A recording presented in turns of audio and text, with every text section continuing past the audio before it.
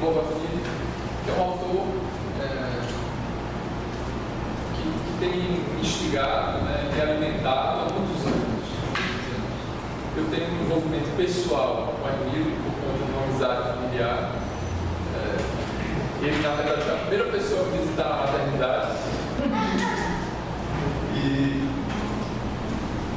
E quando eu já adulto me interessei pelos estudos, né, pelo mundo acadêmico, sobretudo pelo teatro, sou professor do departamento de teatro da Federal, embora meu doutorado seja em literatura dramática e letras, Hermínio surgia naturalmente, né, por todo esse meu envolvimento com ele, no mundo do teatro. E quanto mais eu fui estudando, mais eu fui me interessando e descobrindo essa personalidade incrível, múltipla, da qual a gente vai ver um pouco hoje aqui, vai conversar um pouco sobre isso. O tom é de palestra, vai ser mais de bate-papo, né? Não tem muito tempo para... mas eu gostaria que, pelo menos rapidamente, você dissesse o nome e, enfim, alguma coisa assim, fizesse um mini, pelo menos para dizer assim, eu sou escritora, eu sou crítico, eu sou professor de literatura, eu sou apenas uma leitura interessada. Você é atriz? Que bom, mas não. É o mídia, mas deixa eu dizer, eu sou formada em serviço social, aposentada, desde pequenininha, adorava arte. E você sabe, né, por causa da situação, tive que trabalhar, tudo, casei, e hoje me aposentei, hoje eu canto, danço e aturo. Que maravilha, Eupídio, você sabe que um dos maiores atores de Pernambuco se chamava Eupídio, você sabe isso? Eupídio Câmara, que foi colega de Hermínio. Foi colega de Hermínio do grupo Gente Nossa, um grupo aqui da década de 30, no Recife, que de alguma forma deu uma contribuição para a modernidade do teatro aqui na região. Então, Eupídio é uma alegria. E tem muita gente de serviço social interessada em teatro. Muita gente trabalhando no teatro, como uma ferramenta de inserção social. Como é teu nome? Paula. Paula, por que você veio para esse curso, Paula? Eu sou estudante de letras lá da Federal. Então, colega aí do pessoal. Acho que somos de turnos. Pessoal da noite. Você é da noite? À noite. Eu conheço pouco, não vergonha, da ficção, da prosa em Pernambuco. E eu vi nesse curso uma oportunidade de conhecer mais. Assim, conheço outras literaturas e isso é uma vergonha não conhecer tanto a literatura daqui, a produção local. Eu praticamente não conheço, não conheço nada. Mas eu não conheço tanto. E a gente tem uma literatura muito poderosa, né? No século XX, então, acho que é muito importante. Como outras pessoas passaram. Tem uma tradição da poesia, dizer, a poesia do Recife, mas a ficção quase nunca se fala, a ficção, a prosa, e no geral. Mas hoje você vai ver um autor assim, fundamental para a gente entender, sobretudo a segunda metade do século XX na literatura brasileira, que é Borba Filho. Como é teu nome? Meu nome é Leonidas, sou bancária e leitora. Leitora, que maravilha. Gosto de literatura, sempre já fiz várias oficinas do SESC, sempre tem alguma coisa. Que bom. Eu estou aqui para ouvir e aprender.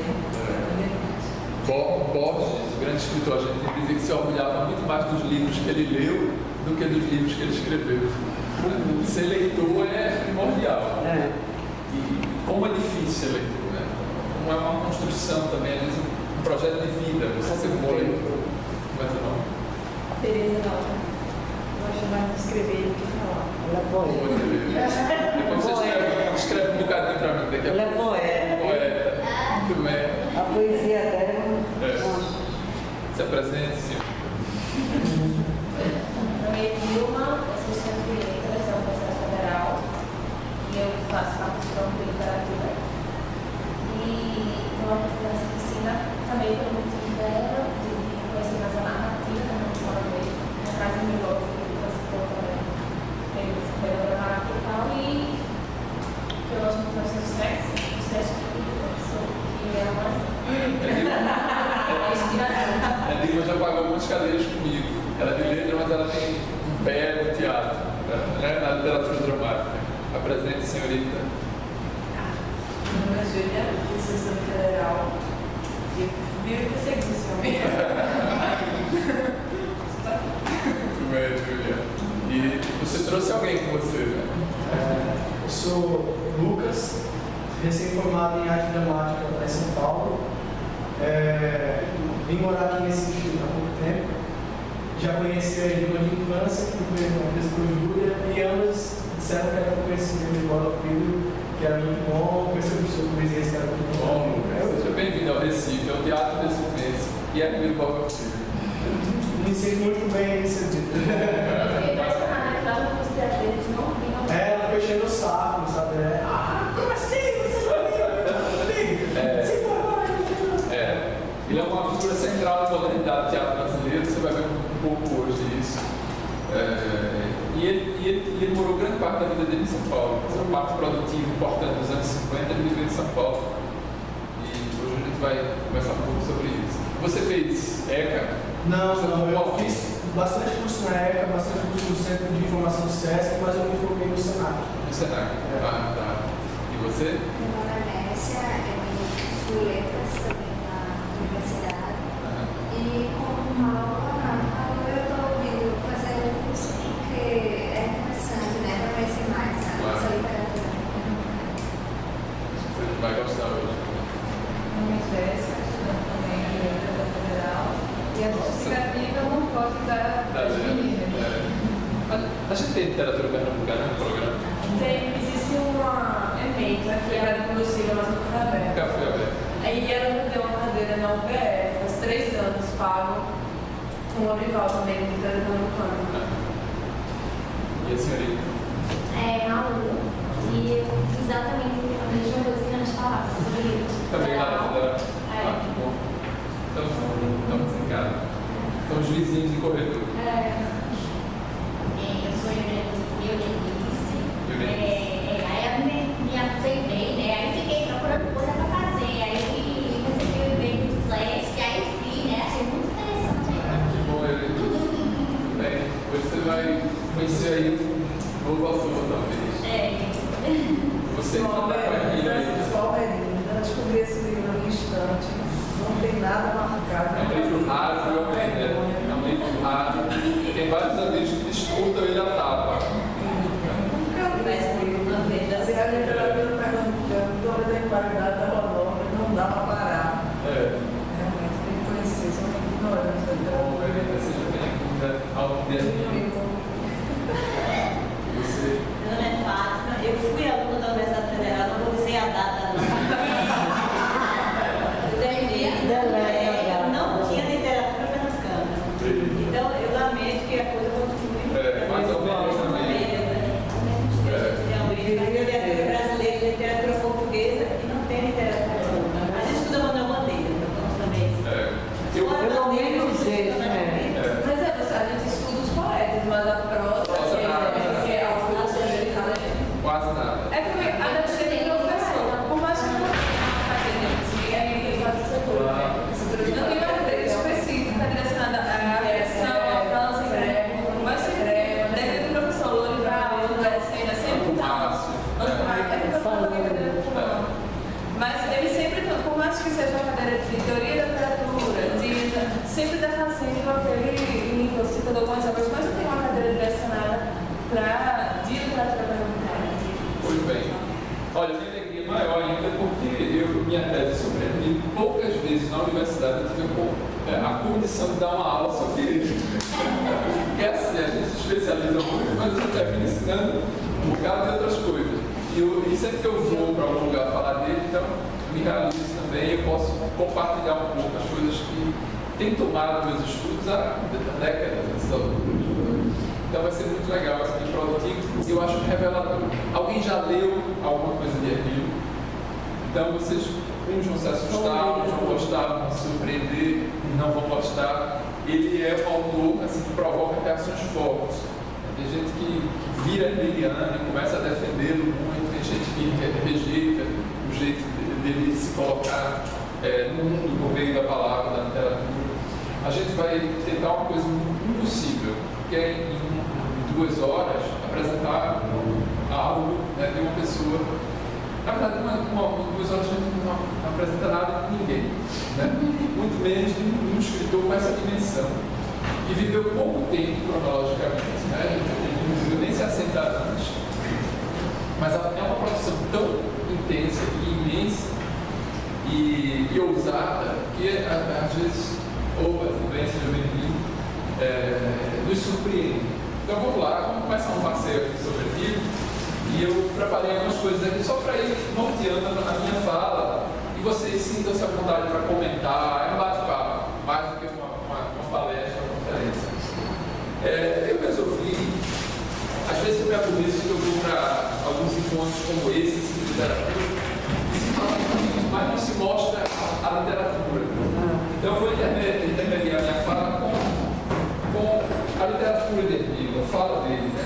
Aí eu decidi começar pedindo a Paula para ler o primeiro parágrafo desse livro aqui.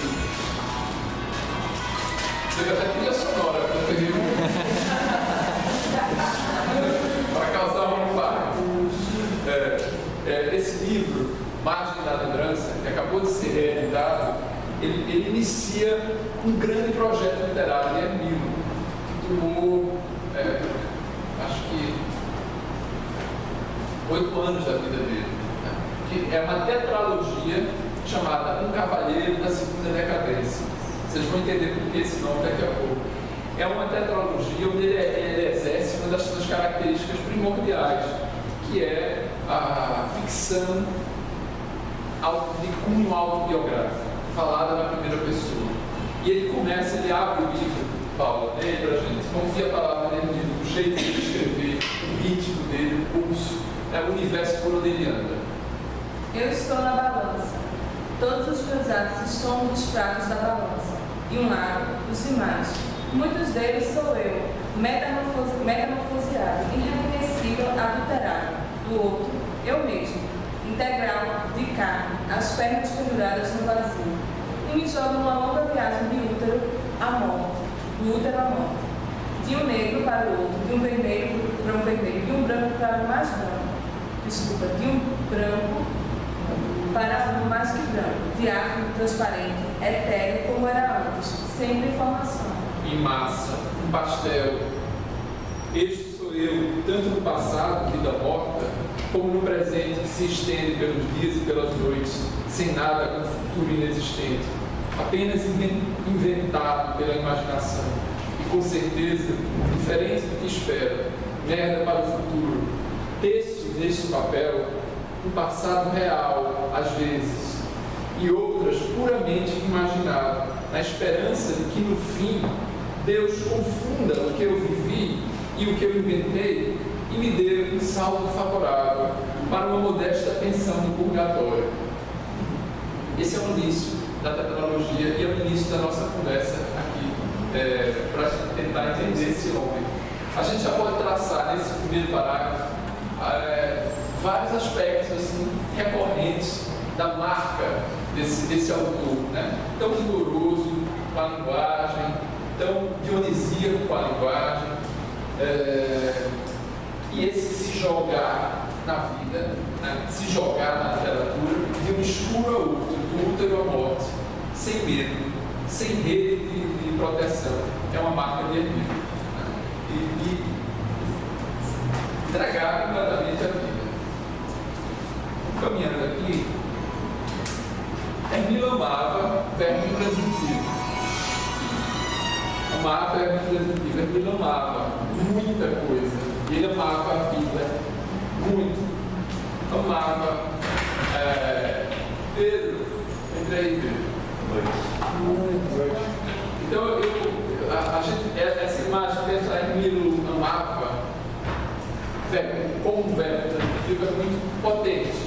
Que ele amava das coisas mais prosaicas da vida, das coisas mais sofisticadas da vida. Ele amava conversar com as pessoas mais humildes e as pessoas mais sofisticadas. Ele amava comer, ele comia muito, e só comia coisa saudável, chambaril, puxada, rabada, sarapatel. Ele tinha uma predileção por essas comidas que fazem bem ao coração. E foi de tanto amar, não só as comidas, mas como a vida, que o coração falhou. Emílio, ele vai ser, no finalzinho dos anos 60, um dos primeiros do Brasil a receber uma ponte de safena. vai para o Rio de Janeiro, para São Paulo, a DIB já tem, um jovem, é quem opera ele. Isso naquela época era quase assim, uma loteria, ninguém sabia se ele sairia vivo ou não. E ele faz a primeira lançamento em 69, volta para o Recife. Não tem mais força nem fôlego para fazer teatro, ele foi o que ele mais fez na vida. Mas é justamente nesse final desses últimos anos da vida dele que ele escreve compulsivamente. É que ele não tinha mais a mesma energia que o teatro demanda, mas ele ficou em casa escrevendo muito. E eu acho que é a melhor literatura dele. Então ele amava muita coisa. E amava intensamente muita coisa. Parecia que não cabia no coração tudo que ele amava. Ele amava o sexo, né? pelo prazer carnal, ele amava a liberdade, ele amava o ser humano na sua dimensão mais completa, falível, hipócrita, canalha, divino, brilhante, surpreendente. Ele tinha um grande interesse pelo ser humano, muito generoso com o ser humano. Nada parecia assombrá-lo dentro do ser humano. E a literatura dele é desassombrada mesmo, assim, né? Vai falando as coisas. Ele amava a palavra. Ele amava a palavra. Antes de amar o teatro, ele amava a palavra. É engraçado que Hermílio nasceu em Palmares, e é uma cidade da zona mata do Pernambuco, que tem um ministério ali, né, de formar poetas. É sul, né? Da Mata Sul de Pernambuco, que forma muitos poetas, muitos escritores. E tem uma coisa lá que foi no final do século XIX, começou a se formar, não sabe direito a história, quem deixou uma grande biblioteca pública. Eu não sei que fim levou isso. Eu sei que na última cheia, muita coisa, essa recente, o que do restava dessa biblioteca pública parece que foi-se embora, em grande parte. E Hermílio, muito jovem, adolescente, teve acesso a um incrível acervo. Eu, durante a minha tese, fui pesquisar, várias pessoas se referiam a essa biblioteca como um dos maiores acervos de literatura de Pernambuco, estava em Palmares. Primeiro foi uma doação de uma pessoa e depois os outros foram agregando. Hermílio se refere muito às tardes nessa biblioteca. Então, numa época que não havia informação como há hoje, né? Não havia internet, televisão, nada, o mundo estava naquela biblioteca. E ele ia a essa biblioteca e ele começou a ler de tudo, de Shakespeare até revistas femininas. Ele disse que lia de tudo vorazmente, livro policial, alta literatura, baixa literatura, especialmente livros eróticos. Ele disse que descobriu a sexualidade lendo livros, e os livros provocavam uma excitação erótica muito grande dele. Então ele dá vários depoimentos sobre isso. É um prazer realmente sexual, erótico, aproximando ele da palavra. E ele se encanta pela palavra, e ele vai ser um homem que conhece e admira o bom uso da palavra, a literatura forte, o impacto, né, a sofisticação da literatura. Ele tem isso. Ele tem um ensaio bibliográfico sobre Henry Miller. Henry Miller, a gente vai falar um bocado dele, porque Henry Miller geralmente é muito comparável a Miller, no estilo assim, de uma literatura obscena, né, sexualizada, desabrida. E é Miller maldito, né? Muita gente considera ele um escritor maldito. Ele amava a palavra. Por meio da palavra, ele chega ao teatro. Ele amava o teatro. Mas a gente vai ver, ele foi um grande inventor do teatro. Você, Lucas, que é do teatro, ele acompanhou a João Guardas. Ele foi um dos primeiros leitores de Brecht no Brasil, de Artaud no Brasil. Ele leu e traduziu. Ele foi um grande inventor de teatro, sobretudo a partir da década de 50. Mas ele amava primordialmente a palavra no palco. Você nunca vai ver uma peça de Hermílio com pouco texto, ou sem texto. Ele nunca vai montar uma palavra, antes de tudo, é de texto. Né? Fala, Pedro. Não, Luiz, é para ilustrar aquilo que você estava falando sobre Palmares, veja meu livro, é mais uma propaganda, é claro, né? Você em Pernambuco, breve história, eu falo dos grêmios e clubes literários. Aí diz assim, contribuem, havia muitos no interior. cidades maiores do interior, mais antigas, como Nazaré da Mata, Garanhuns, Caruaru e tal. Grêmios e clubes literários contribuem para o desenvolvimento da literatura local, especialmente quanto à formação do leitor. Multiplicam-se no Recife e nas cidades do interior. O Clube Literário de Palmares, inaugurado em 1882, neste ano de 82, possui 800 volumes à disposição dos 111 sócios. Significa que você tinha 111 pessoas na cidade de Palmares frequentando membros do clube, fora os que queriam que não eram membros, né? O Gabinete de Leitura de Goiânia, em setembro de 1890, recebia 10 jornais de outros grêmios do Brasil e dispunha de 118 volumes para 304 sócios. Sinal, Palmares estava bem servido de livros, né? Tinha menos sócios, mas tinha mais livros. Então isso é provável que essa biblioteca veio daí, que você fala, tenha sido gerada no Grêmio. Agora, e o Hermílio e o Ascenso, que é bem onde o Hermílio, que também é de lá, antes de chegar ao Recife, tinha lido praticamente toda a literatura clássica sem sair de Palmares. O que Hermílio descreve desse Grêmio, ele era sócio do Grêmio, e é no Grêmio que ele conhece uma pessoa fundamental na vida dele, que é um professor de francês chamado Miguel Jacelli. Foi professor de Luzilar, Miguel Jacelli. E Miguel Jacelli era um professor de francês, mas fazia teatro, e tinha um grupo de teatro. Então, o Hermílio, um jovem intelectual, lendo muito, discutindo, chamou Hermílio do teatro. Hermílio disse que não gostou da ideia, porque teatro era coisa de viado, já naquela época. Não era coisa para homem. Hermílio disse que reagiu muito mal àquilo, mas foi ver como é que era. E achou muito estranho aquela coisa das mulheres atuando daquele jeito, os homens. Ele achou aquele universo muito estranho, mas o cativou. E ele começou a trabalhar nesse grupo de teatro lá do Miguel Jacelli em Palmares como ponto. Alguém sabe o que é ponto? É uma função. Você lembra, né, Luca? Era uma pessoa que ficava escondida numa caixa do Procene, soprando o texto. Ficava com a peça na mão e os atores ficavam perto para escutar.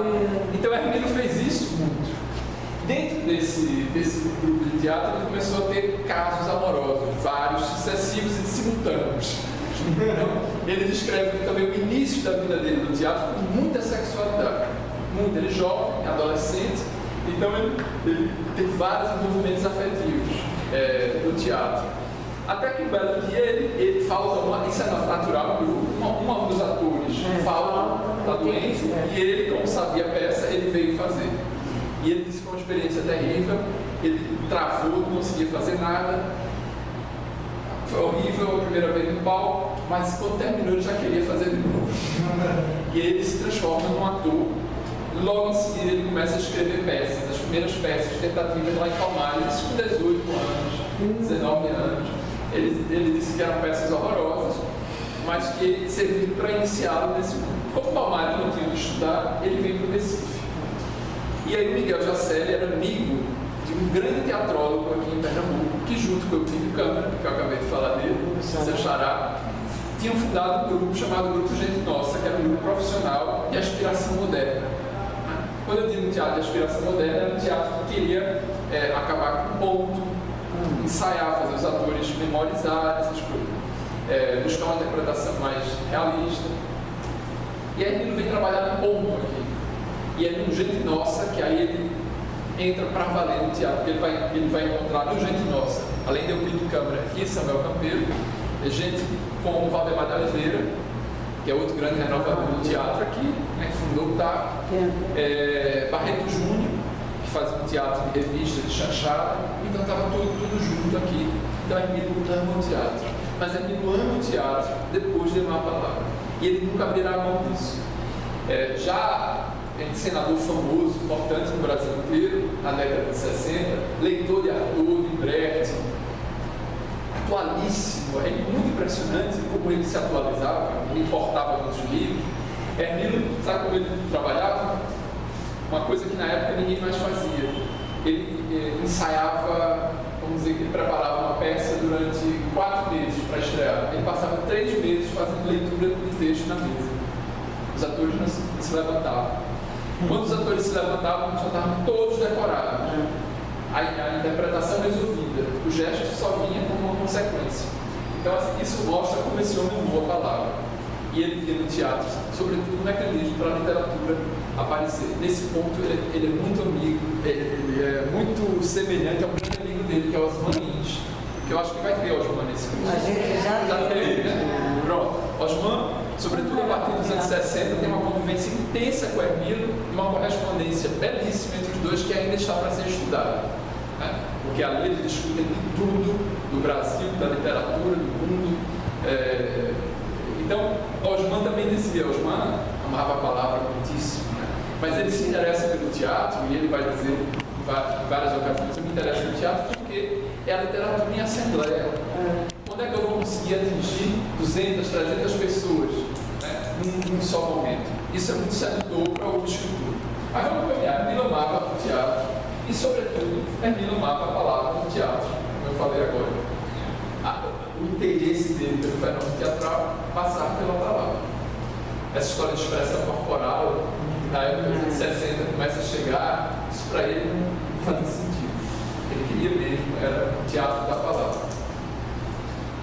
Vamos ver o que é que eu coloquei aqui. Em várias entrevistas que ele deu, ele diz coisas parecidas. Alguma referência religiosa com ele? Sim. A religião é um grande tema na literatura de Hermilo. Um grande tema na literatura de Hermilo. O que parece contraditório, porque ele fala muito de sexo, né? Muito de sexo. Mas sempre está permeado de religiosidade. A vida inteira, assim, uma inquietação, uma busca, né? Por tentar entender o mistério da fé. Esse salto de um escuro a outro escuro, que ele já começa, né, naquele parágrafo que eu mostrei falando, de um branco a outro branco, de árvore, sempre informação, tem algo aí de transcendência espiritual. Sim, claro. Sempre você vai encontrar isso. Nas cenas mais sexualizadas, você pode ver o universo, você pode ver a transcendência também. Muito bem lembrado. Ele diz assim, em várias ocasiões, eu toda a vida quis ser um dramaturgo.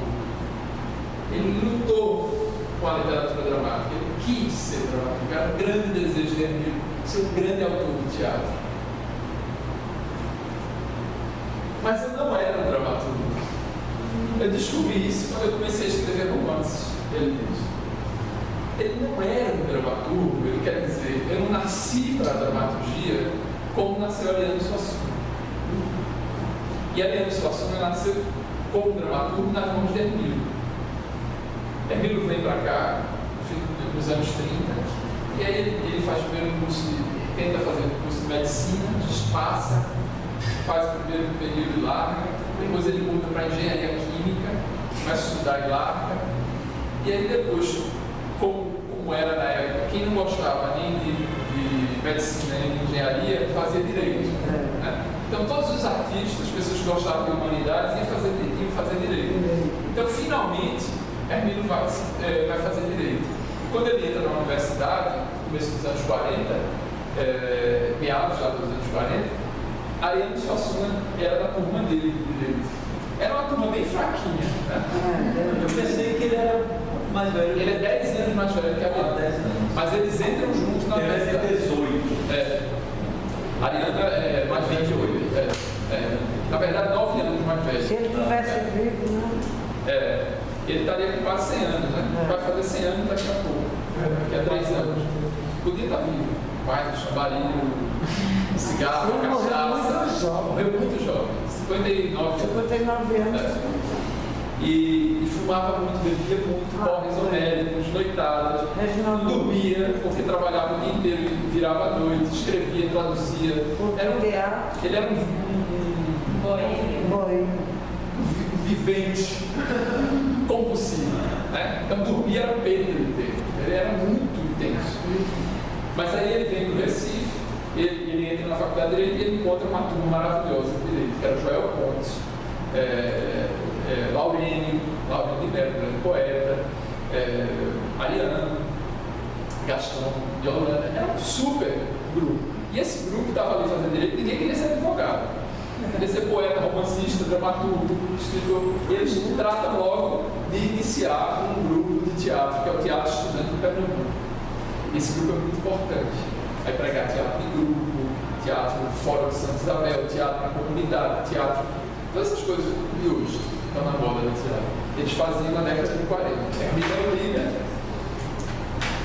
E eu acho que o convívio com Ariano e a iniciação de Ariano no teatro por meio de Hermílio, Ariano diz várias vezes, né, que tudo deve a Hermílio, que Hermílio foi o mentor literário, sobretudo teatral dele. E Ariano diz: eu passei 4 anos na faculdade de Direito, mas a verdadeira faculdade que eu fiz foi na casa de Hermílio, que Hermílio já era casado e ele morava na Rua do Cupim. À noite, o teatro estudante se reunia lá. E ali se travavam as grandes discussões, as grandes leituras. Esse grupo era tão vanguardista, Lucas, que eles, em 46, eles montam no Brasil, o primeiro grupo a montar no Brasil, uma peça de Chekhov, um grande autor russo. Eles traduzem e montam. Logo em seguida, montam um texto de Lorca, que tinha acabado de ser fuzilado por Franco. Lorca morre em 38. Então eles montam a Sapateira Prodigiosa de Lorca, com tradição de Hermílio. E aí, Ariano queria ser poeta. Ariano não era um grande poeta. E Hermílio diz: poeta, chamava ele de poeta. Poeta, você tem que escrever para teatro. Ah, mas eu não gosto de teatro. Ariano disse que só tinha lido uma peça de Ibsen, que achava uma coisa muito fria, muito chata. Aí Hermílio deu a ele Lorca. Quando Ariano leu o teatro de Lorca, ele disse: estou em casa, porque ele viu que era possível ser moderno sendo tradicional, ser moderno sendo regional, ser livre como expressão literária, falando da sua terra, do seu lugar. Então Lorca é um modelo, não só para Ariano, mas para todo o grupo de Hermílio. E Hermílio começa a estimular Ariano. Ele entra num concurso promovido pelo TEP e ganha o primeiro lugar, uma tragédia. Ele começou escrevendo tragédias, mas se notabilizou como comediógrafo. Depois do Alto da Compadecida. Mulher coberta de sol. É uma mulher vestida de sol. Vestida de sol. Uma mulher vestida de sol, uma peça muito bonita, bem lorquiana, um verso muito bonito. E eu acho que Hermílio, vendo Ariano nascer como realmente talento bruto de dramaturgia, porque dramaturgia é isso que Hermílio está dizendo: você talvez nasça ou não nasça com esse dom. Tem gente que nasceu para escrever para teatro. Teve uma belíssima adaptação para a televisão. Foi belíssimo mesmo. Então ele começa a se encantar muito com o teatro de Ariano, e ele via, né? Tudo de Ariano funcionava, as peças de Ariano não funcionavam tão bem. As peças dele eram mais projetos do que realização. Ele tinha consciência disso. As peças de Ariano, elas funcionam em qualquer lugar do mundo. Elas andam sozinhas, elas têm autonomia, né, de muito talento. Aqui no Recife a gente tem grandes dramaturgos natos. Ariano é um deles, talvez a maior expressão, mas tem Luiz Marinho. Uma peça de Luiz Marinho sempre funciona, onde for funciona. Outro grande dramaturgo que parou, Pedro, nunca mais quis saber de teatro, porque começou a ganhar muito dinheiro como publicitário, é Jairo Lima. Jairo Lima tem peças de teatro maravilhosas dos anos 70. Cancão de Fogo, A Chegada do Lampião do Inferno, Ilustríssimos Senhores. São peças maravilhosas, muito bem unidas como literatura dramática. Literatura dramática é fogo. Chegada do Lampião do Inferno foi encenada por Luiz Mendonça, não foi? Foi. Eu vi em São Paulo. Premiadíssima, né? Eu vivo Cordão Encarnado com o grupo Luiz Mendonça. Enfim, e aí eu acho que é isso, por isso que Hermílio diz: eu não era dramaturgo, porque Ariano era. Eu via que Ariano era. Eu lutava para fazer dramaturgia, Ariano faz naturalmente. E funciona muito. E ele descobriu, isso ficou claro para ele quando ele começou a escrever romances. E ele começa a escrever romances quando a aventura do teatro estudante no Recife afunda em dívidas. Hermílio, ele montava Shakespeare, Sófocles, Ariano Suassuna, Ibsen. São vanguardistas, eles montam duas peças de Ibsen aqui nos anos 40, né? Quando despertamos dentro dos mortos,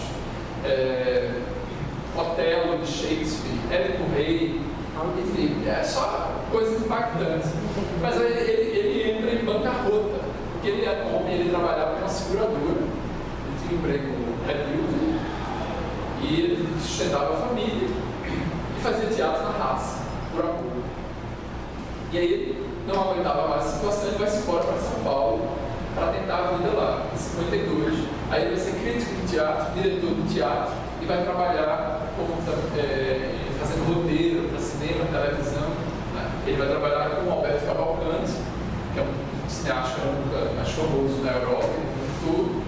Alberto Cavalcanti chama ele para São Paulo. Ele escreveu o roteiro do filme. Ele escreve os diálogos, né? O Canto do Mar. O Canto do Mar, que é um filme muito polêmico, importante de Alberto Cavalcanti, aqui na década de 50. Quando Hermínio chega em São Paulo, ele encontra o melhor teatro do Brasil. Era o TBC. O TBC, Teatro Brasileiro de Comédia, é um projeto da alta burguesia paulista, da aristocracia que mora ali nos Jardins, né? Que queria um teatro como se faz na Europa, teatro de alto nível. E eles conseguem, com muito dinheiro estrangeiro, que era um projeto de um grande industrial italiano, eles começam a importar esses grandes diretores europeus, Adolfo Celi, Flaminio Bolini, Maurice Venot, Zemeckis, que já estava no Brasil, vai trabalhar com eles, depois chega Gianni Mato. Então era uma elite da Europa, a Europa em guerra, esse povo conseguia trabalhar lá, vem no Brasil e trabalha no TBC. Só que aquilo se cansa daquilo, porque ele entendeu rapidamente que aquilo era uma imitação de um modelo europeu. E como imitação estava sempre fadada a ser menor do que era na Europa. Aí ele diz, tem que haver outra saída para o teatro moderno brasileiro. Né? E ele sabe qual é essa saída. Ele intui, porque ele é da zona sul, da zona mata sul de Pernambuco. Ele cresceu vendo as manifestações dramáticas do povo. Né? Ele cresceu vendo Mamulengo, Pastoril, Bumba Meu Boi, Cavalo Marinho. Quando ele estava aqui ainda no Teatro do Estudante, na faculdade, ele é um dos primeiros intelectuais a promover essas coisas. Isso era caso de polícia. Bumba Meu Boi batia a polícia. Capoeira, as pessoas eram presas se praticassem, vocês sabem disso. Assim, a gente tinha um terrível desprezo, menosprezo por essas manifestações. E aquilo ele reúne Câmara Cascudo, ele, Valdemar, Celso Ferreira, numa mesa, Valdemar de Oliveira, para discutir isso. O que é importante, não é? O que é o Bumba Meu Boi? Isso em 1947, era muito ousado para ele. Então, a gente se cansa do TBC, daquela sofisticação.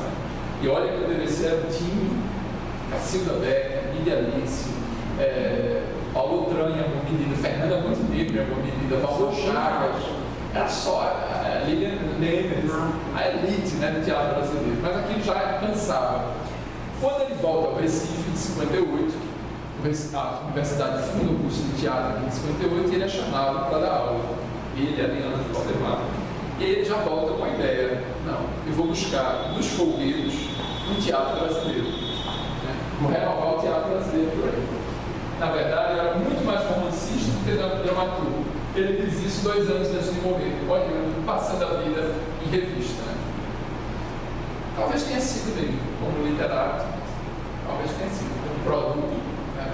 Muito mais romancista do que dramaturgo. Porém, quando você fala dramaturgo aí, você está colocando genericamente ou o que escreve? O que escreve. Porque ele parece que era mais encenador do que... Ele foi um dos maiores encenadores modernos do Brasil. Né?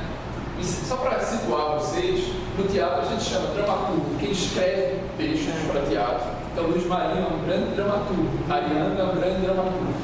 Encenador é quem pega o texto e põe em cena. E dá um viés autoral àquele texto. Então você pode dizer, eu fui assistir o Romeu e Julieta de Gabriel Vilela. Mas Gabriel Vilela não escreveu, quem escreveu foi Shakespeare. Mas Gabriel Vilela pôs em cena de um jeito que é só dele. Ou eu fui ver o Romeu e Julieta muito bonito. Então, tem essa figura no teatro, o encenador. Hermínio foi um grande encenador. Mais do que um encenador, ele foi um grande pensador do teatro. A produção teórica dele é imensa, eu não vou tocar aqui hoje. Eu vou focar mais nele, escritor, como literatura. Ele foi um grande teórico do teatro brasileiro, um grande tradutor, articulador, né? Pensador mesmo, original. Isso que o distingue do século XX. Eu não sou dramaturgo, mas eu nunca paro de escrever peças. Ele tinha esse discurso. Ele começa nos anos 60 a dizer, olha, eu não sou dramaturgo, isso é ariano, isso é fulano, mas ele não parou de perseguir esse ideal. Ele sonhou em ser um grande dramaturgo a vida inteira. Vou mostrar para vocês aqui.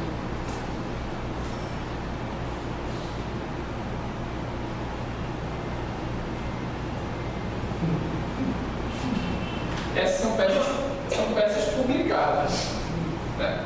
Peças montadas e publicadas. Ele escreveu muitas outras. Em 2007 eu fiz com o Lê, da viúva dele, a gente fez uma seleta, uma coletânea, publicamos essas, em 3 volumes. Mas ele escreveu muitas outras. Tem um homem que sabia, desde os anos 50, ele começa a dizer que não era dramaturgo, mas ele não para de escrever peças.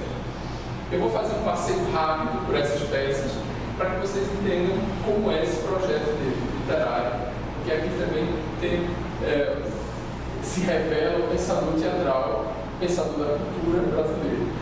A letra do circo, uma das primeiras peças dele, é uma operação muito recorrente no teatro universal, no começo, meados do século XX.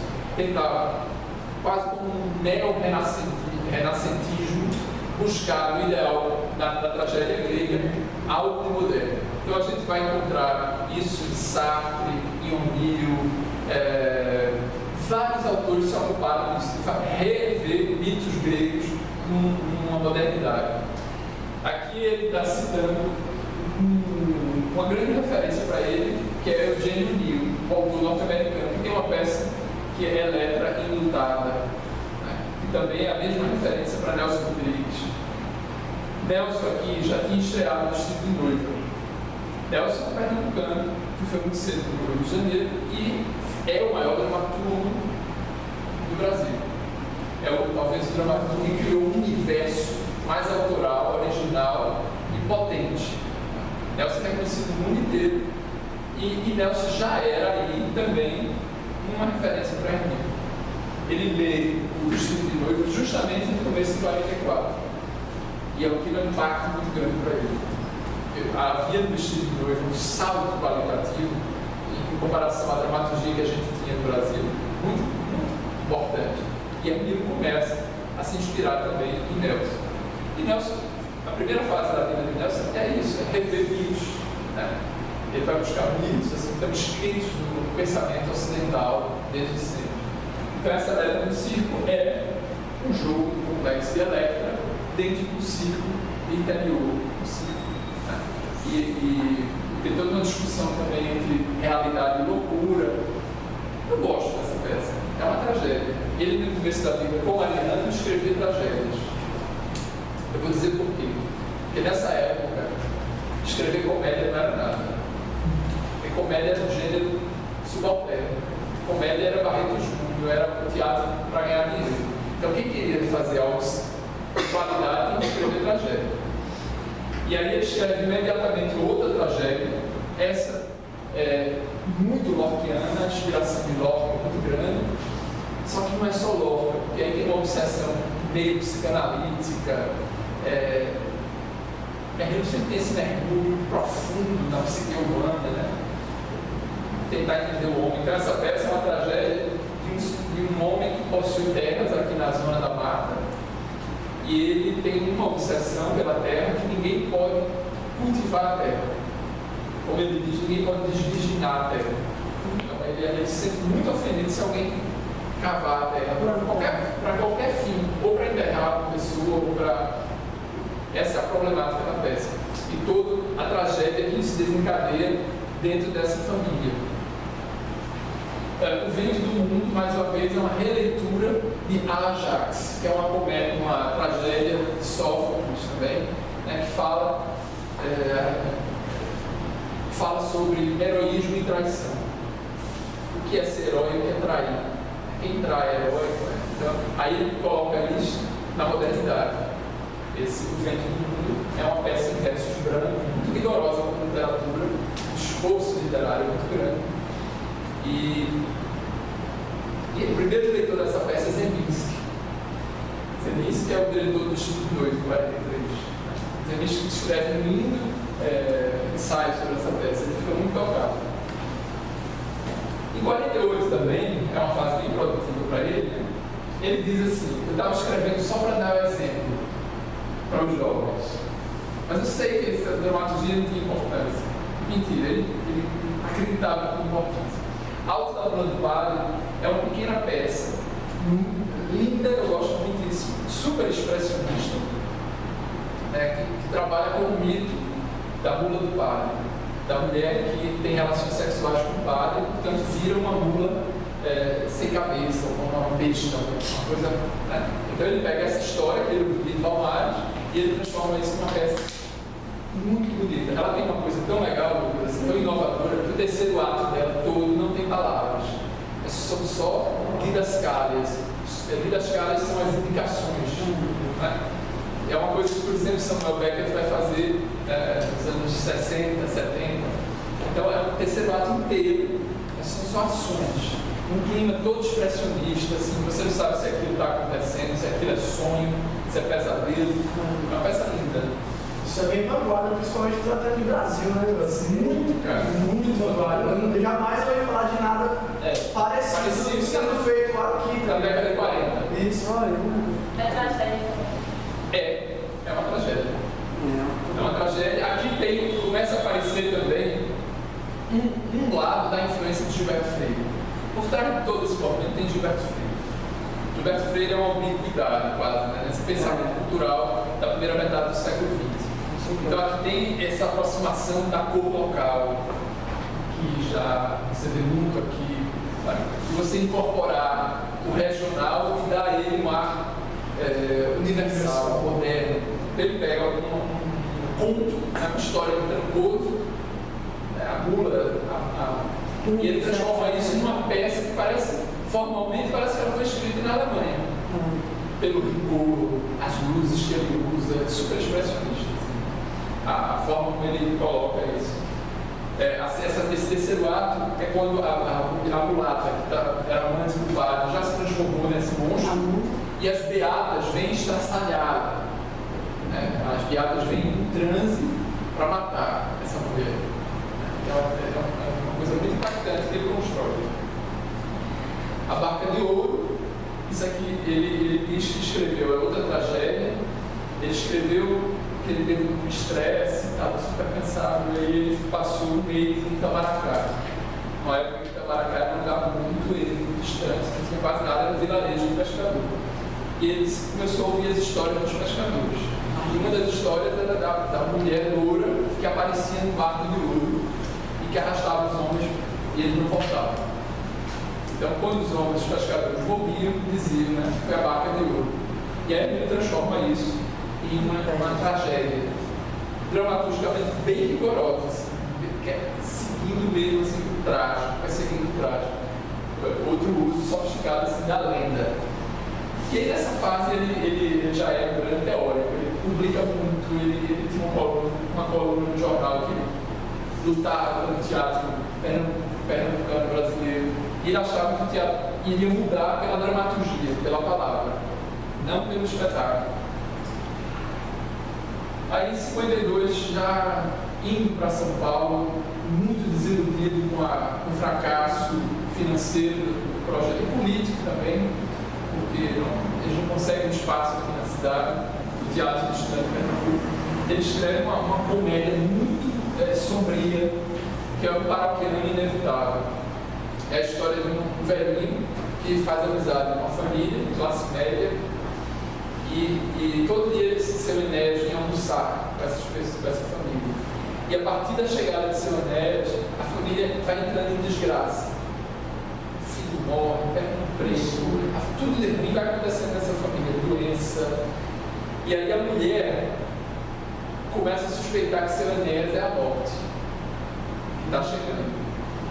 A peça é isso. E aí no final é a morte dele.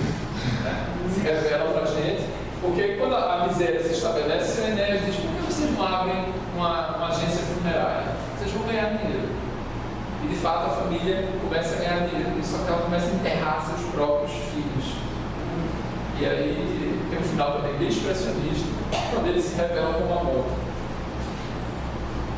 Aí dá um tempo, para, ele vai para São Paulo, onde ele vive em 52 e 58. E ali ele é crítico teatral, ele acompanha. São Paulo sempre foi muito cosmopolita. Nessa época vem Luiz Jouvet, vem Jean Vilar. São Paulo recebe assim, tudo de importante que o mundo do teatro pode oferecer.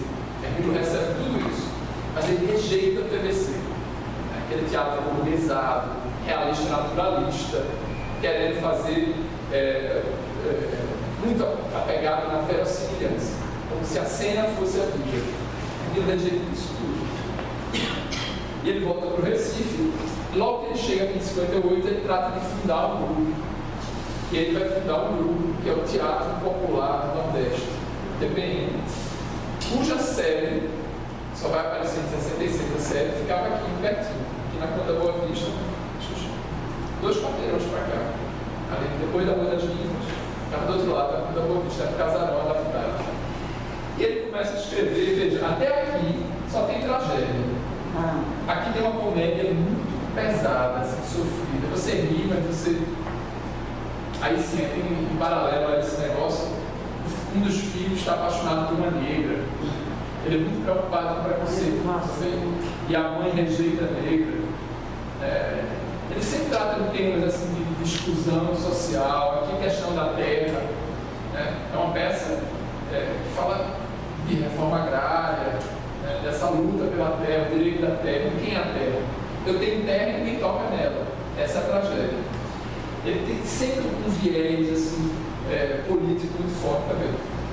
Em 60 ele escreve essa comédia, As Moscas, que foi traduzida por Túlio Carella e encenada na Argentina. Túlio Carella é um capítulo à parte que eu vou falar daqui a pouco.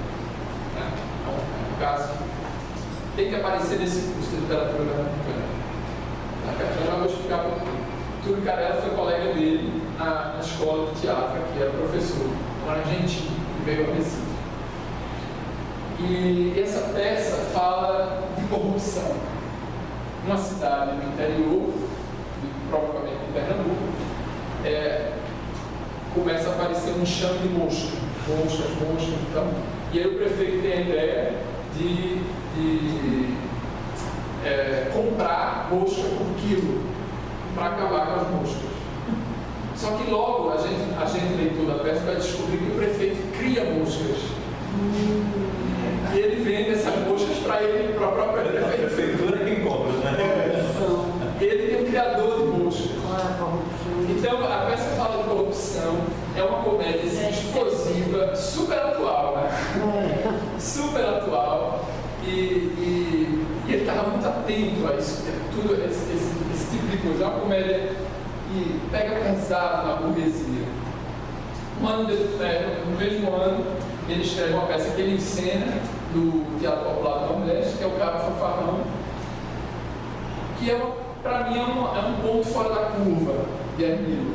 Eu até digo na minha tese, essa peça aqui é ele imitando o discípulo, é ele imitando a Ariana. Essa peça podia ter sido escrita por Ariana. Vocês sabem que a Ariana escreveu o Santa e a Porta, que é uma atualização de uma comédia muito antiga, romana, de Plauto, um comediógrafo do século II a.C., chamada A Comédia da Panela, a Albulária, de um homem muito avarento, que guarda todo o dinheiro numa panela. Molière também fez o Avarento, inspirado nessa peça. E Ariana fez o Santa e a Porta, a mesma história. Então Hermílio pega esse mesmo modelo e Plauto tem uma comédia chamada Miles Gloriosos, que é o falso corajoso, soldado fanfarrão. Aí Hermílio fez o Cabo Fanfarrão. E é muito parecido com as coisas de Ariana. É uma delícia essa comédia. Muito bem realizada, mas não tem a originalidade de Hermílio. Não parece ele. Porque não tem o pathos assim, do sofrimento humano. Não tem. Não tem. É leve, é colorido, tem o colorido de Ariana, os personagens de Ariano não têm sexo, né? João Grilo e Chicória não tem sexo. Quando aparece alguma coisa é divertido, né? Não há uma tragicidade, não há. Aquelas primeiras tragédias deles, Homens de Barro, A Mulher Vestida de Sol, mas acho que a comédia de Ariano tem uma visão lúdica do ser humano. Maravilhosa, e é um pouco isso aqui. Não é uma peça tipicamente arminiana, mas essa peça é um problema. Desde a aula eu gostaria de falar dela, mas a gente não pode apagar a história. Essa peça Hermílio escreveu para atacar o teatro do movimento de cultura popular. Hermílio foi fundador do MCP, no ano de 1960. Ele foi um dos fundadores, signatários do MCP. Mas tanto ele quanto Ariano saem no mesmo ano, porque os dois eram, por convicção, anticomunistas. Eles nunca quiseram, nunca compactuaram com essa ideia do Estado absoluto, né? Do Estado que tem poder sobre o indivíduo. Eles não toleravam isso. Eles eram manifestadamente anticomunistas. E aí Hermílio, para piorar a situação, ele tem uma briga com Germano Coelho, uma briga pessoal. Germano Coelho era o presidente do movimento de cultura popular. Desentendimento que tem Paulo Freire pelo meio. E Hermílio, com raiva do que aconteceu, escreve uma peça ferina, uma sátira corrosiva. Eu acho muito boa. Infelizmente eu não pude publicar porque ele pediu a Leda que excluísse da vida dele. Ele se arrependeu dessa peça. E eu respeito isso. Mas é uma peça, eu gosto muito como depoimento para a gente entender o que era o Brasil e o Recife em 62. E essa peça, quando a bomba explodiu, quando eles estrearam a peça, o Recife parou. Porque ninguém imaginava que Hermílio iria fazer um ataque tão cruel à juventude mais libertária, engajada, que era a mocidade que estava no MCT, Miguel Arraes, Paulo Freire, e ele ridicularizava aquilo tudo. Ele chamava tudo de viado comunista, comunista cor-de-rosa, dizia... É só por fora. Aí o povo dizia assim, na peça dele, mas você... o que é que você entende de fome? Que era... Geografia da Fome, né? Eram os livros que circulavam. E eu disse, mas você tem um corpinho, você tem um corado, o que você entende de fome? Porque ele ridicularizando, eram jovens universitários que resolveram entrar numa linha de ação cultural para a esquerda, para preparar uma revolução. Se não uma revolução armada, mas uma revolução de mentes, de coração. Né? E aí, Paulo Freire, João Martins de Brito, Teca Calazans, Zé Wilker, que morreu essa semana, estava nesse movimento maravilhoso, Luiz Mendonça, que era o líder do teatro, Zé Wilker, Luiz Mendonça. Com 2 anos teve golpe. Não. Então, Hermílio vai contra isso. E ele diz, eu detesto a arte engajada. A arte não é para fazer política, a arte é para investigar o ser humano, investigar o belo, não fazer conflito. Mas isso depois ele se arrepende muito. Esse não foi um projeto só de Hermílio, eu posso dizer. A bomba estourou nele. Mas essa peça foi co-escrita com Ariano Suassuna e musicada por Capiba. As pessoas esquecem desse detalhe. A letra é um musical e as letras foram todas escritas por Ariano. Então, talvez possa imaginar. Já era prevendo, porque em 64 foi o golpe. Que o fato dele se arrepender é mais por uma questão das relações que ele tinha com o pessoal. Porque a própria Leda, que fazia parte do movimento também, a Leda, bem cristã e continua e tal, ficou muito bem relacionada sempre com esse grupo todo, né? Claro, com a Arraes, com a esquerda. Ele se arrependeu, Pedro, sobretudo, porque Hermílio, ele não era comunista, mas muito vigor para mudar os pingos dos índios. Porque quando tem o golpe de 64, o TPN, que é Hermílio, começa a ser perseguido. Então,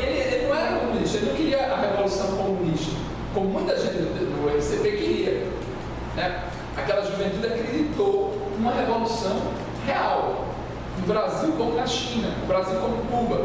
Porque era a crise do populismo que continha isso aí. E havia uma certa manipulação. E ele disse que quando a peça estreou, ele começou a se assustar, porque ele viu a extrema-direita do Recife, que ele abominava, dar tapinha nas costas dele. Claro.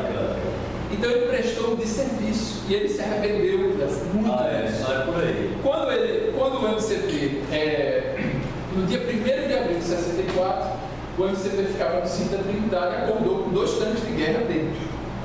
E queimaram todos os arquivos, todo mundo correu, Luiz Mendonça conseguiu fugir, a Ana Campeiro foi preso e torturado, Joacir Castro, foi uma desgraça. As pessoas saíram do MCP e foram para onde? Trabalhar com Hermílio também. Então eu digo, a história tratou de remendar essa situação. Porque isso aqui, Hermílio era um homem sanguíneo. Né? Isso aqui foi raiva de Germano Coelho. Uma briga pessoal. E aí o Germano era o presidente da entidade, da associação.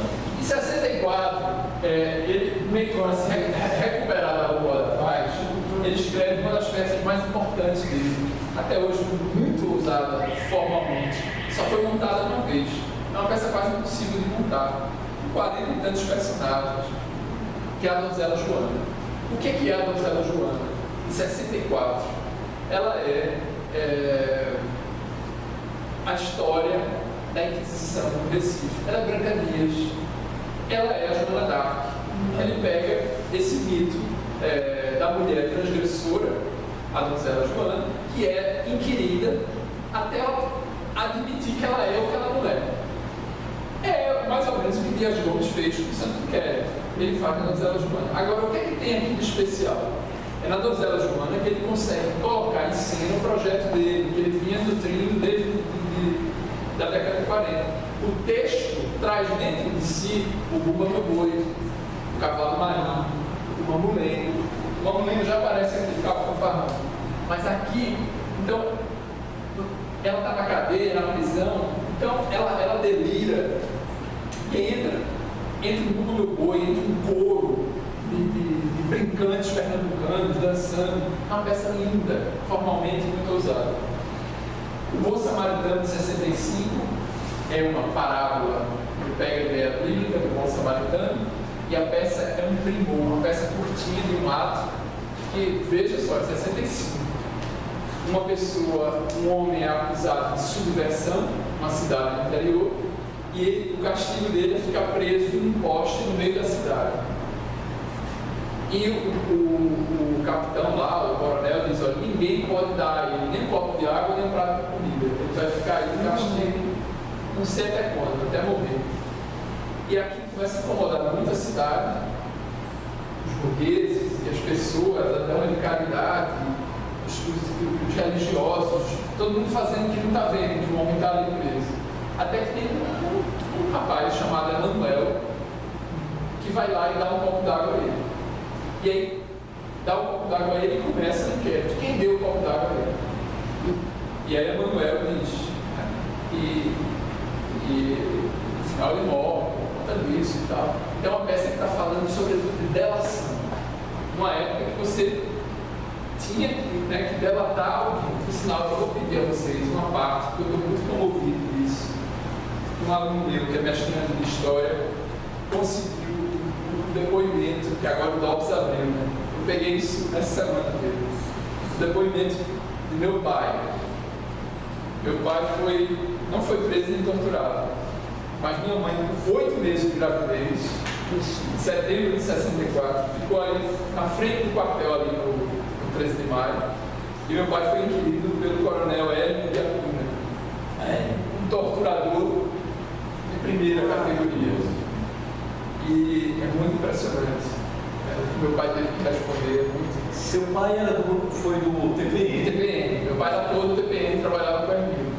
É muito impactante. Isso aqui é o resumo da ópera. Ele trabalhou em O Melhor Juiz do Rei. Trabalhou no Melhor Juiz do Rei. Não, eu vi. A Bomba da Paz. Vileta Alves, foi a única vez que eu vi. João Angela do Papai. Rubem Rocha Filho. Então, e assim, uma das perguntas, várias das perguntas delação. Então você era inquirido, você tinha que ir para o quartel e as pessoas diziam assim: você conhece algum comunista? Quando ele chamava a pessoa, ele já sabia a vida inteira da pessoa. O papai era um ator, portanto um homem público. Trabalhou 10 anos com o Luiz Mendonça, que era um comunista do partido. Então fazia esse tipo de pergunta. Aí você tem que pensar: eu digo que sim ou eu digo que não? Se eu digo que sim, eu vou para o pau de arara, porque ele sabe que sim. Se eu digo que não, se eu digo que sim, eu vou para o pau de arara para ele dizer onde o Luiz Mendonça está, porque o Luiz Mendonça estava foragido. Então é um clima de terror, que a gente, graças a Deus, espera nunca mais viver. E você estava na barriga da minha mãe. Então Hermínio já estava nessa pegada. Assim, ele já percebeu onde o Brasil tinha se metido. E olha que em 65 nem tinha começado ainda a pior fase, né? Que veio em 68. E no final da vida dele, ele escreve para mim a principal obra dele, que eu acho a obra-prima. Aí sim é um grande dramaturgo. Maduro, consciente do que está fazendo, que é o Sobrados e Voltamos. É uma peça muito usada, também 50 e tantos personagens, pós-Bertiana, pós-Arturiana, uma peça que passa o Brasil em revista, uma visada muito crítica, todo esse Brasil colonial, o senhor do engenho que existe dentro de nós, né, que a gente reproduz. Então está tudo lá, sexualidade, tudo no Brasil. E ao final termina aos sons de guitarras tropicalistas. Para o desespero de Ariano Suassuna. Uma provocação. Porque nessas alturas Ariano já tinha publicado o Manifesto Armorial, né? Atacando a guitarra elétrica, que é de 71, né? Atacando o pop estrangeirismo. Hermínio nunca se fixou em uma estética. Uma das marcas dele é a ousadia sempre. Então, claro, ele termina a peça dele, a última peça dele, aos sons de guitarras tropicalistas. O Brasil vai por aí, ele pensa. Então, esse é um passeio rápido pelo Hermínio dramaturgo. Gilberto Freire detestou essa peça. É uma adaptação, mas é inspirada no ensaio clássico de Gilberto Freire sobre o Brasil no campo. Gilberto Freire escreve um prefácio, diz: essa peça é muito mais de Hermínio do que minha. Por quê? Não, essa peça é totalmente de Hermínio. De mim, não tem nada. Porque a gente está em 72, no auge da ditadura militar, muita gente sendo morta, presa e torturada, essas coisas aparecem na peça. E Gilberto, pelo menos o Gilberto, no primeiro momento, apoiou o golpe militar. Como Nelson Rodrigues e vários outros intelectuais. Então aquilo causava um embaraço muito grande para Gilberto. E aí ele trata de escrever um lindo prefácio dizendo: essa peça é do dramaturgo, não tem nada a ver comigo. Ele diz: Hermínio tem uma visão exacerbadamente sexualizada do Brasil. Veja, quem já leu Casagrande Senzala? E Hermínio tem uma visão pessimista da colonização. Ninguém leu Casagrande Senzala. Vamos em frente. Esse é Hermínio dramaturgo, que dizia que não era dramaturgo, mas merece. Pelo menos, se vocês puderem ler Sobrados e Voltamos. Agora, quem ensinou Sobrados e Voltamos, além de Cadê? Houve duas montagens de Sobrados e Voltamos. Isso é que é incrível. Hermínio morre em 76, essa peça é inédita. Em 77, essa peça estreia num grupo marginal aqui do Recife, chamado Vivencial Diversiones, que era um grupo que ficava na favela de Peixinhos, ali, quase chegando em Olinda. E esse grupo que monta essa peça, dirigida por Guilherme Coelho, que era o líder do grupo, que inspirou o filme Tatuagem, que vocês devem ter ouvido falar. Então foi esse grupo que montou o Sobrados e Voltamos. Claro que ali há uma sexualidade explosiva, todas as perversões da sociedade brasileira são exploradas, então era uma peça que encantava muito, musical, muita dança, muito corpo de cena. Então o Vivencial monta em 77 e em 98 Cadê, que faz Cadê, um diretor importante de teatro no Recife, faz também uma linda montagem. Companhia dele. Bem, vamos lá. Aqui tem um trechinho dessa Sobrados no Campo. Leia pra gente. Eu preferia que você lesse, só faz Vamos lá. vai ficar muito melhor. E não tem jeito. Eu disse assim: eu vou falar pouco de teatro, mas já estou falando muito de teatro, não tem jeito. Tá bom demais. Está aqui. Com humor e ironia, ele faz o personagem uma canção inicial autodefinir-se. Isso é um inquisidor, né? Que chega, eu acho que é esse até aqui, né? A peça começa com um inquisidor chegando a Pernambuco, em Itamaracá, isso de fato aconteceu, tem muitos autos disso, para inquirir, para descobrir as perfeições de todo mundo, né? Quem fazia sexo anal, quem não fazia, umas coisas, então isso está em alto. E Gilberto fala e ele pega na peça. Aí tem um trecho aqui que está da peça. Eu posso ser um mestiço. Eu posso ser um mestiço, mas tenho sangue fidalgo. E sou aristocrático pela instrução recebida. Isso é já na segunda parte da peça que ele fala dos mulatos bacharéis. Como os mulatos começaram a estudar e aí se transformavam em bacharéis em direito. Mas tenho sangue fidalgo, sou aristocrático pela instrução recebida. Também pelo casamento. Eu deixei a casa grande na zona canavieira, mas no meu sobral urbano, tornado comerciante, conservo meus bons costumes. Desafarpas, pães de cores, as negras lá na cozinha. De vez em quando, uma delas eu pego para o meu prazer. No meu sítio tenho as frutas, mulheres para empenhar. Vou povoando o Brasil. Os nascidos do casal terão altas posições, enquanto que os do amor trabalharão com afinco para aumentar meu capital. Isso é uma canção, na verdade, a peça é muito cantada. É meio teatro de revista, é uma coisa bem carnavalizada. Termina com as guitarras do tropicalismo. Então esse é um passeio rápido pela vida do dramaturgo, que nem é o enfoque hoje, mas não há como separar. Esse homem viveu a vida inteira dele no teatro. Termina em série seu teatro em romances. Isso é uma coisa interessante dele, que eu não tinha me atentado. Mas na minha tese eu dedico um tempo a isso. Ele, depois da operação cardíaca, e também com a censura, depois de 68, ficou praticamente impossível fazer teatro. Meu pai conta que eles aqui fazendo o inspetor-geral de Gogol, aqui na Ponta Boa Vista, que é uma peça que também fala de corrupção, eles quase toda noite recebiam telefonemas para a bilheteria. É hoje que a gente explode vocês. Hoje todo mundo sai na porrada. Era o comando de caça dos comunistas, que botava terror em todos eles. Então ele, papai disse que atuava olhando para a plateia, sabe? Como é que ele ia correr quando começasse?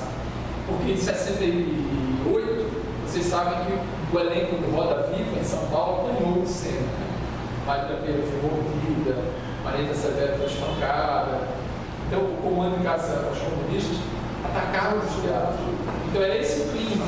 Era muito difícil fazer teatro, ficou quase impossível, não havia financiamento, dinheiro, né? Então é meio cardíaco, para de fazer teatro. E aí ele começa, é a produção maior dele de romance, como romancista. E aí ele coloca o teatro dentro da literatura, isso é muito bonito. Um paróquia inevitável, aquela peça da morte que chega em casa, aparece nesse romance dele, super experimental, que se chama H. Esse romance é de 74. E eu vou ler só os títulos dos capítulos. O primeiro capítulo chama-se Hoje é Sexta-feira. O segundo, Eu Embaixador. O terceiro, Eu Padre. O quarto, Eu Guerrilheiro. Eu Agente Funerário. Eu Agente Funerário é a peça. E ele transplanta a peça quase integral no capítulo. Então, um romance formalmente muito ousado. Tem teatro, é meio colagem, tem história em quadrinho. O Livro dos Mortos, um dos últimos capítulos, é uma história em quadrinho de Zé Cláudio. Zé Cláudio, grande amigo dele, né? Então ele encomendou a Zé Cláudio e ele disse que era para passar na censura. Porque a história dos mortos é a história da violência colonial no Brasil, da nossa tradição de tortura. O Brasil é um país que sempre cultivou a tortura física, né? E aí ele faz isso em história de quadrinho. Então o livro, aqui ó, trecho do Paróquia Inevitável, Aparece todinho, a peça. Ele transcreve. Isso é muito bonito, muito ousado, né, como literatura. Esse é um romance até hoje muito surpreendente. E também ele faz o Bom Samaritano, daquela história do homem preso, morrendo de sede no meio da cidade. Ele coloca no último romance dele, ele chamava de novela, Os Ambulantes de Deus. Mas eu acho que é um romance. É um romance, tem mais de 100 páginas. E aí também, Os Ambulantes de Deus é uma coisa tão incrível, já lê esse livro. Não. É tão impressionante. É a última coisa que ele escreve. Logo depois ele morre. Ele nem vê o livro publicado. Quando publica, estava no prelo quando ele morreu. Os Ambulantes de Deus é um pequeno romance que conta a história de 5 personagens, uma prostituta, Dulce Mil Homens, que era uma mulher da zona de Palmares que ele conheceu, no sentido bíblico da palavra, né? E ele põe ela, né, como personagem, Dulce Mil Homens, Caximiro de Coco, que era um poeta popular, um homem de cordel, aí tem um bicheiro, são todos figuras subalternas, miseráveis, que embarcam numa jangada que vai atravessar o rio Mina, ali de Palmares. Pronto, o romance é só isso. E eles tentando chegar a outra margem do rio, que nunca chegou. Aí a Emílio está muito tocado pelo fantástico, por essas narrativas fantásticas. E essa jangada jamais chega na outra margem. A outra margem é a margem do engenho Paulo. Eles nunca alcançam. Tudo vai acontecendo ali, passam-se os anos, o carnaval, o Natal, as chuvas cheias, tudo vai acontecendo, as mortes, e eles não conseguem chegar a um romance rigorosíssimo. E tem uma hora no romance, perto da cheia, 75 aqui teve uma cheia terrível. Acho que deu água até aqui na Boa Vista, muita água mesmo. E aí no romance tem uma cheia, o Rio Una tem muita cheia, o Palmares tem muita cheia. E aí ele diz, chegou a cheia e o golpe militar. Assim mesmo, 75. E foi ferentina, e foi lama, e foi tortura, e ele começa a descrever com aquela linguagem incrível. E esse pessoal da jangada resolveu fazer teatro. Tiveram a ideia. Enquanto a lama baixava, a água baixava, Caximiro de Coco escreveu uma peça, que é o Bom Samaritano. E aí eles foram, encostaram a jangada e encenaram para a margem. E quando eles acabam a peça, e as pessoas que se reuniram para ver estão batendo palma, aí os militares passam e metralham todos o que estavam assistindo. Então essa passagem está no livro de 75, escrito em 75. Então era um homem que se arriscava muito, né, em colocar uma cena dessa e transplantando uma peça que ele não tinha conseguido encenar. Então ele encena no livro. É linda essa operação como literatura. Ele cria toda, dentro da fábula, do enredo, ele cria uma situação para a peça dele e a peça está lá integral no livro. Aquela cena lá não esqueci de botar no slide, mas aquela cena da mulata, mulher do padre, sendo esquartejada pelas beatas, aparece aqui também. Ele cita, mas não tão diretamente, mas ele reproduz essa cena. Que é de qual peça mesmo? Era do Alto da Rua do Padre. Alto da Rua do Padre.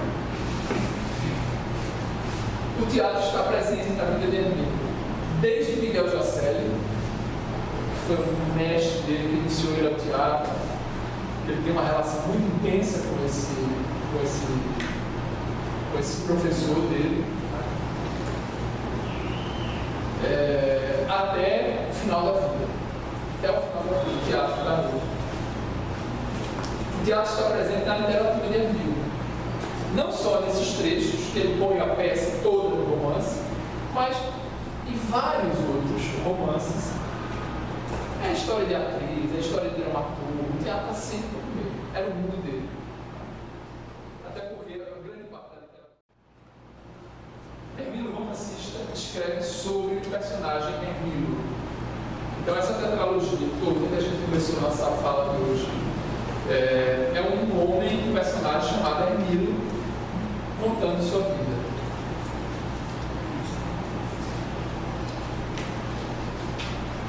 estou na balança. Lembra?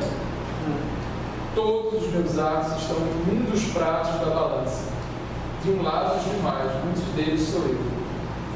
Eu, metamorfoseado, irreconhecível, adulterado. Do outro, eu mesmo, integral, de carne, as pernas penduradas no vazio.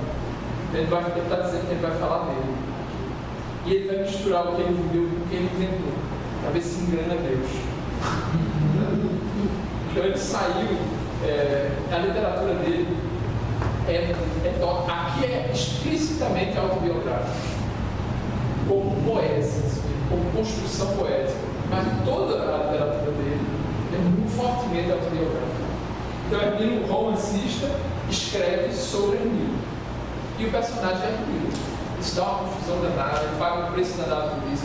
Ele passou, depois desse livro aqui, ele passou 10 anos sem ir Palmares, porque ele sai contando todas as mulheres com quem ele transava, as coisas absurdas, e o povo ainda estava vivo. Quem era corno, quem não era, tudo ele sai contando. Aí ele se ferra. Mas tem uma coisa interessante: Hermílio dramaturgo não põe em cena o personagem Hermílio. O teatro de Hermílio tem, claro, algo de autobiográfico, pelas vivências dele, pelas experiências dele, mas ele não está assim. Nem ele, nem a família dele, nem os amigos dele, nada. Isso não faz parte do teatro de Hermílio. Por quê? Eu deixo para vocês pensarem. Porque na prosa, na narrativa e ficção, é tudo ele. No teatro, que é a arte, que dá a ver, o teatro é a arte, que mostra, revela, e ele não aparece. Ele se poupa disso. Você não vai encontrar nada. O mais autobiográfico que existe é o Paroquiano Inevitável. Porque no final do TEC, aqui em 51, ele recebe em casa um homem muito importante, um colombiano chamado Henrique Buenaventura. E ele disse que quando Henrique Buenaventura foi morar na casa dele, só deu desgraça. Débora realmente perdeu um filho, ele perdeu o emprego. E ele disse que isso inspirou a peça. Mas e só quem sabe isso, só quem viveu com Hermílio. Mas na literatura dele, em prosa, tudo é ele. É uma obsessão. Catarse, uma análise, uma investigação de si muito grande. Tem gente que odeia e acha isso um cúmulo do narcisismo. E tem gente que acha isso absolutamente genial e brilhante, porque mergulhando dentro dele, ele descobre todos nós. Descobre o ser humano. É um mergulho também, meu amigo. Não é de mentir. Não é de mentir. O que ele faz na literatura de sangrar, de cortar. Ele diz nunca, acho que citando Beckett, nunca consegui escrever uma linha sem ferir alguém. Nunca escrevi sem ferir ninguém. Nunca me poupei. Está na hora agora da gente ver quais são as marcas desse escritor. Você já está pegando várias aí na minha fala. Aqui eu vou render homenagem a uma querida amiga, professora da Paraíba de literatura, decana do ensino da literatura da UFPB, que é Sônia Maria Van Dijk. Sônia foi a primeira, escreveu a primeira tese sobre literatura de Hermílio, na USP. Ainda logo depois que Hermílio morreu. Sônia é uma profunda estudiosa do Hermílio romancista. E ela faz, em determinado vários escritos sobre Hermílio, ela faz essa classificação aqui. Ela tenta ver o que é que distingue Hermílio dos outros escritores do século XX. Aí ela vai ver alguns traços predominantes em Hermílio. Variedade de gêneros. Esse homem escreveu romances, novelas, contos, teatro, se aventurou em vários livros. Cronista, quanto mais, escreveu toda semana. Nos anos 40 escreveu diariamente, das 40 e 50, então, ele tem muita coisa inédita, muita. Era um escritor, e é engraçado o diálogo dele com Osmond, porque Osmond passava, às vezes, um mês para escrever uma página. Um mês, tentando descobrir como era aquilo ali. E aí ele sentava num dia e escrevia 30 páginas, um copo de lixo do lado. nem revisava. O texto saía pronto também. Ele era... E Osman ficava... entendia aquilo. Como é que... Eles eram dois amigos muito fraternos. E ele ridicularizava Osman. Dizia que Osman ficava contando os caracteres. Que uma linha tem que ter 40 e tantos caracteres a mais que a outra. Não sei o que lá. Essa coisa, né, da matemática. Que Osman tinha. Isso está me lembrando a relação de Vinícius de Moraes com João Cabral. Exato. Eles tiravam um sarro da cara do outro, porque um era extremamente rigoroso e o outro era muito influente. Pronto, Hermílio é companheiro de Vinícius. Hermílio não é da linha de João Cabral. Hermílio é do excesso, é do exagero. É claro, a gente encontra na obra dele irregularidades, imperfeições, coisas assim que você diz, mas por que ele não cortou esse capítulo? Isso é redundante. Mas não é isso. Ele não é dessa. Isso aqui é uma explosão. Então, quem for se aproximar dessa literatura tem que estar preparado para isso. Osman você coloca uma palavra.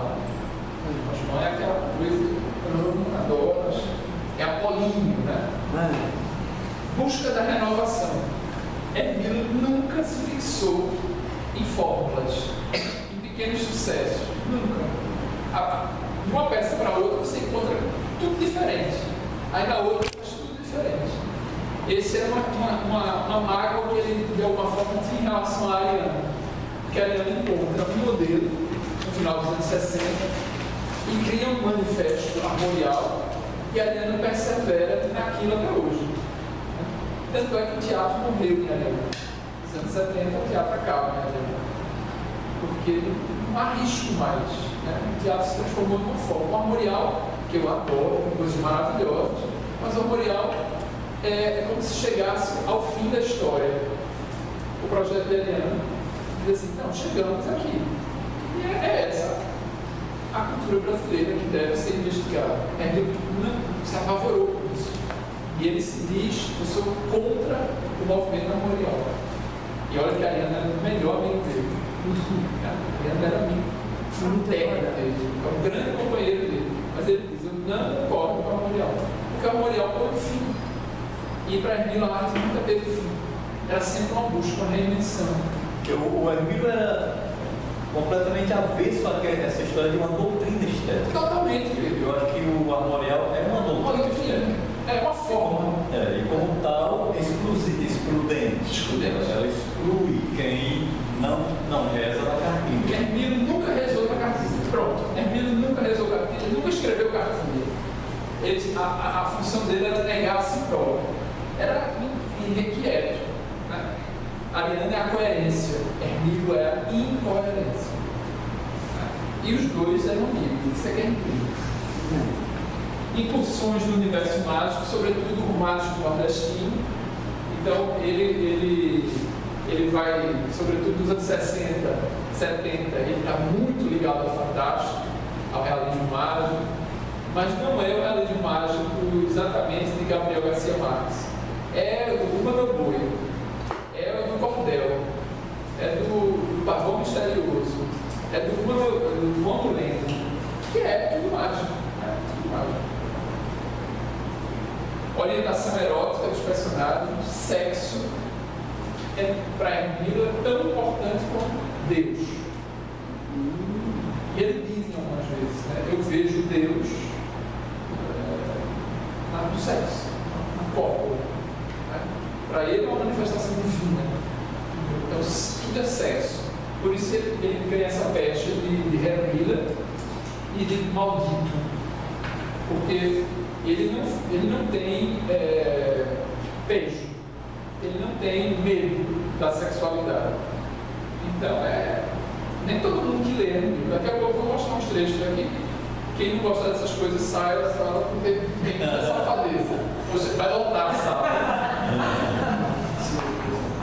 Discurso em tom confessional. Então, ele fala sempre como se estivesse contando a você algo da vida dele, sempre. No teatro, não, mas na literatura. ênfase na sondagem interior. Então não é tanto a ação do ser humano, não é a motivação. Não é muito o que ele fez, mas é o que está dentro dele. Então é um romance de introspecção, é uma literatura de mergulho, né, na psique, uma camada mais profunda, no incompreensível do ser humano. Ele vai mesmo, assim, ele nunca fez análise. Se ele tivesse feito análise, ele não escrevia essas coisas. Interesse pelos problemas da realidade regional e nacional.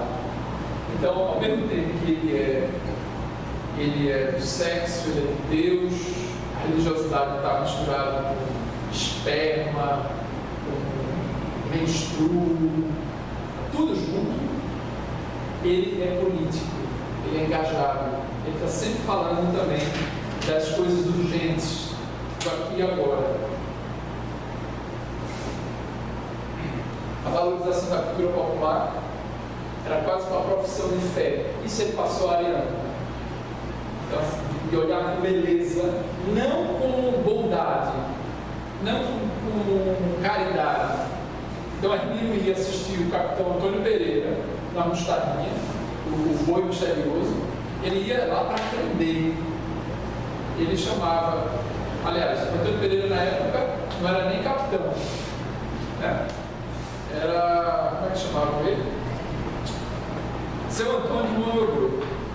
Depois do Antônio Pereira, capitão Antônio Pereira. Muito graças a Hermínio, porque Hermínio começa a dar cartaz dele. E Hermínio vai lá para ver, sabe o quê? Para ver modernidade, para ver um ator pós-brechtiano, pós-arturiano.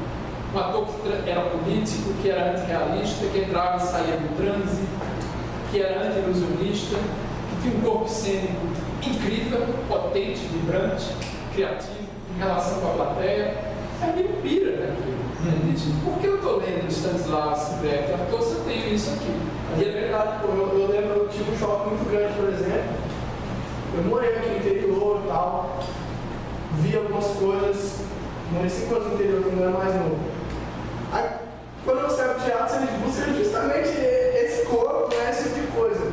E eu lembro que eu não vi em nenhum lugar, eu fui ver esse tipo de coisa quando eu vi na madrugada aqui da terça-feira de carnaval, quando veio a orquestra de frevo do Spock, e eles descem para o arrastão, isso.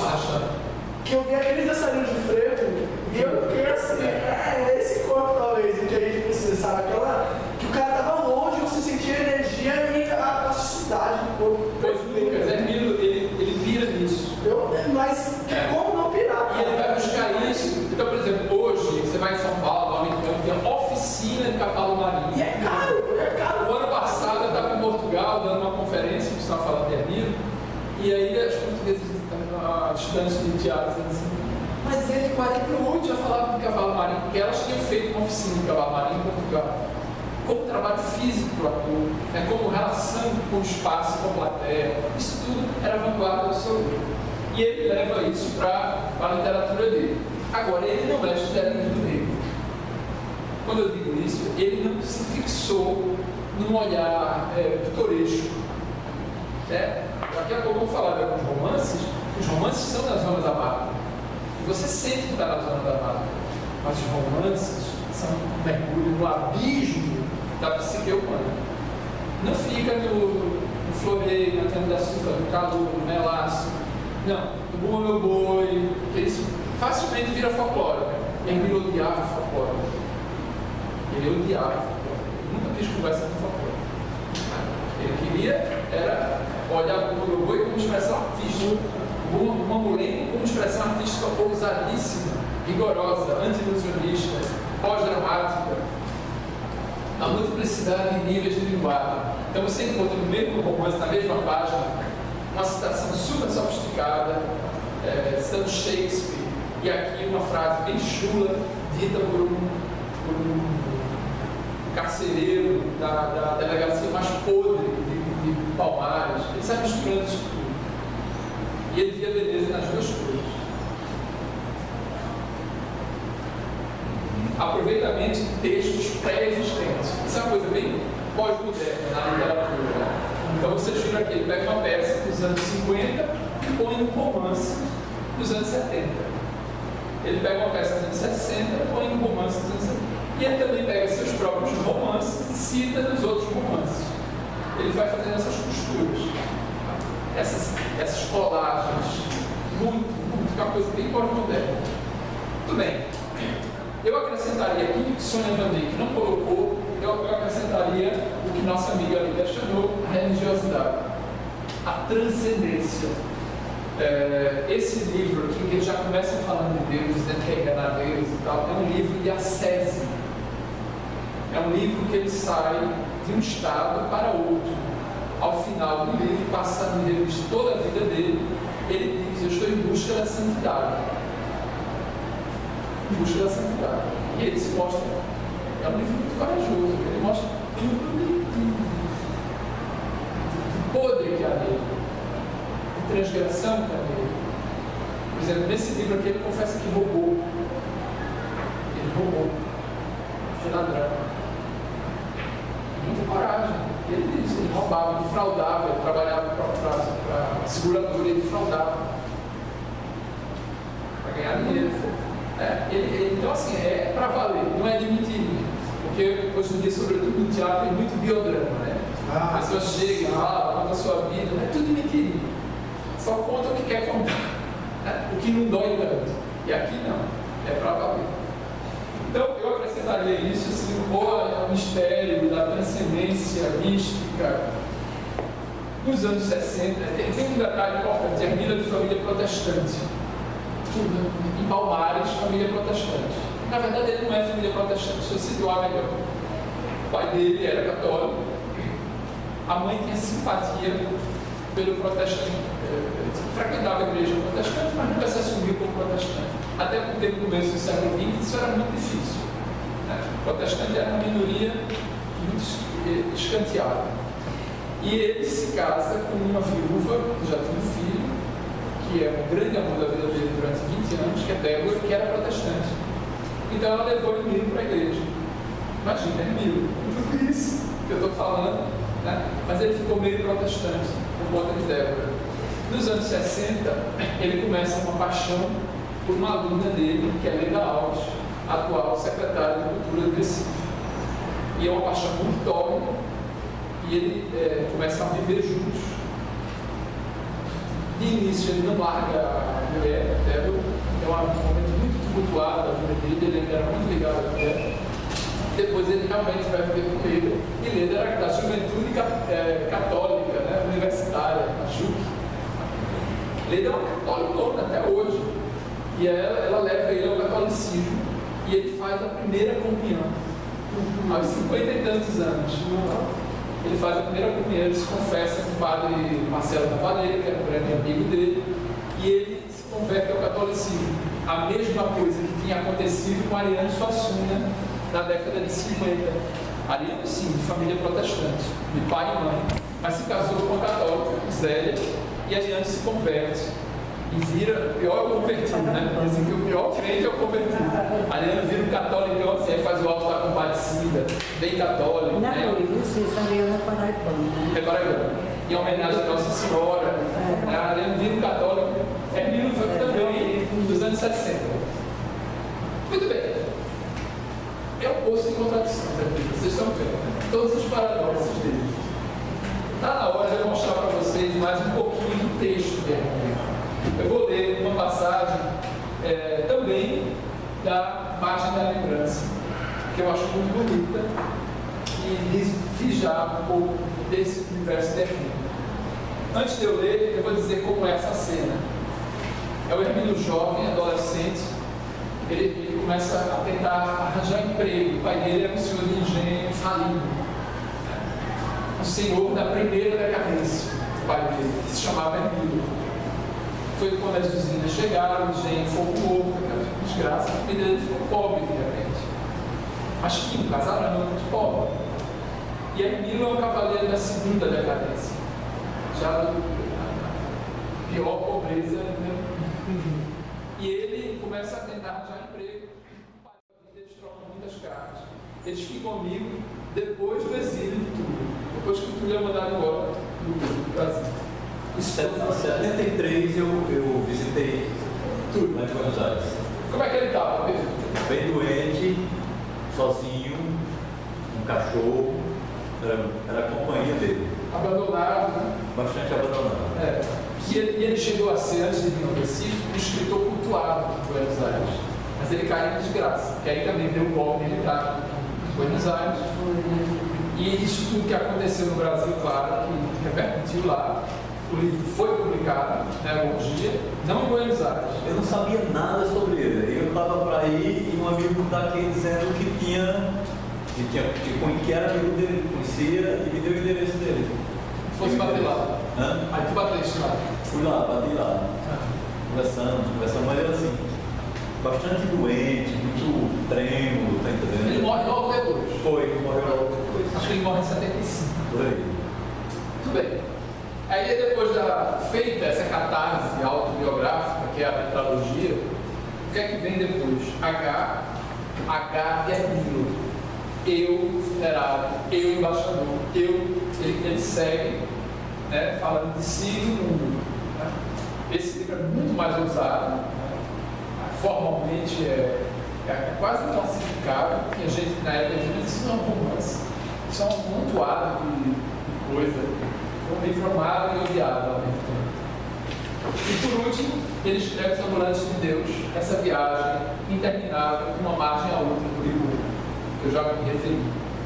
Mas ele também publica contos, ele escreveu muitos contos, alguns dos melhores contos da literatura brasileira. Tenho medo de dizer isso.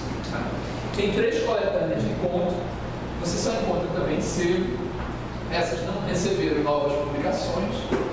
O General Está Pintando, 73, que é um dos contos, né, dessa coletânea.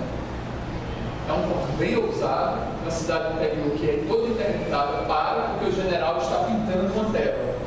E ninguém pode aperrear o general. E aí um menino tem que passar na rua para buscar um remédio para salvar a avó. E quando ele rompe o cerco, a polícia mata ele. Porque o general está pintando.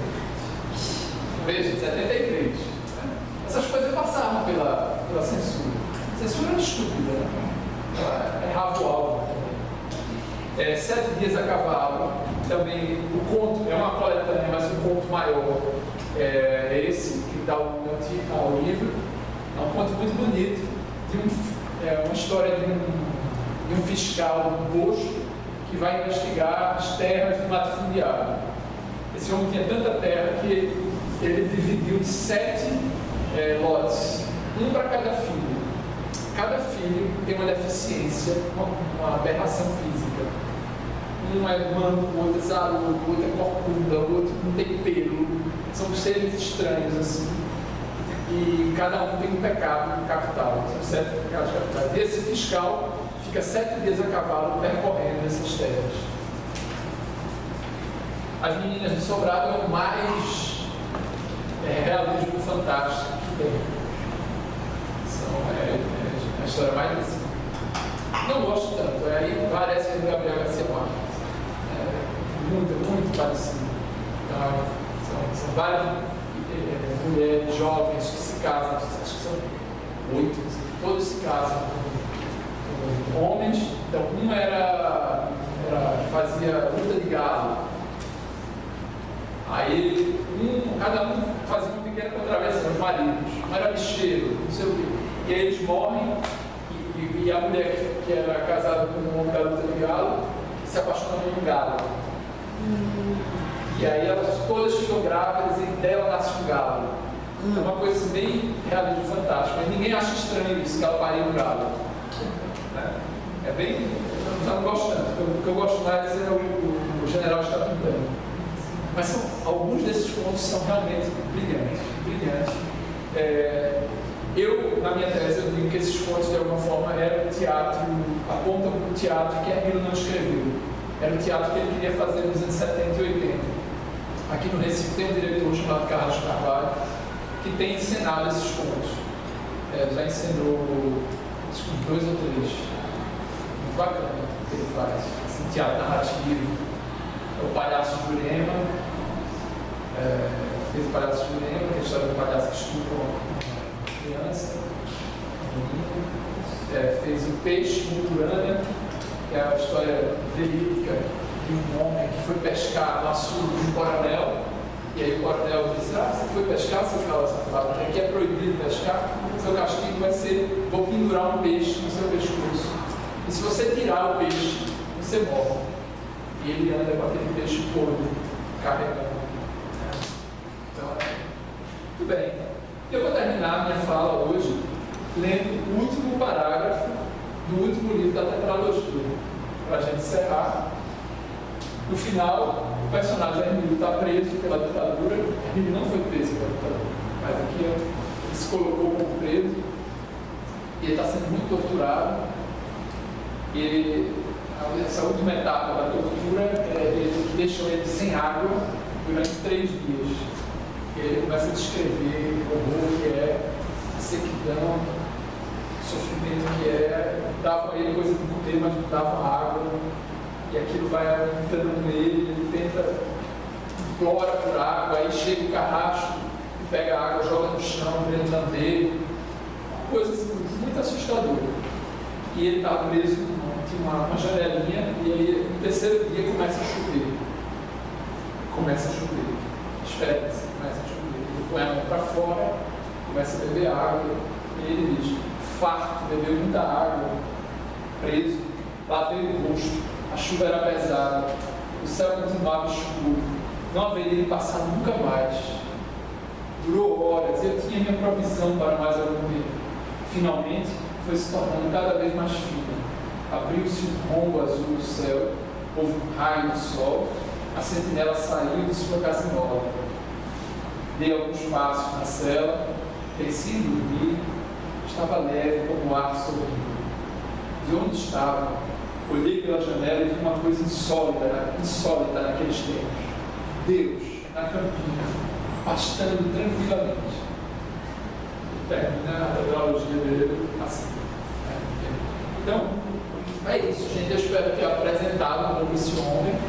E se vocês se animarem e gostarem desse tipo de coisa, para ler o livro dele, que realmente é um grande artista que a gente precisa conhecer. Desconhecido por nós, pernambucanos, conterrâneos. Mas um homem incrível, brilhante, como ser humano, como artista. A gente precisa ter mais atenção para ele. Obrigado, foi uma alegria pela paciência que eu falo muito.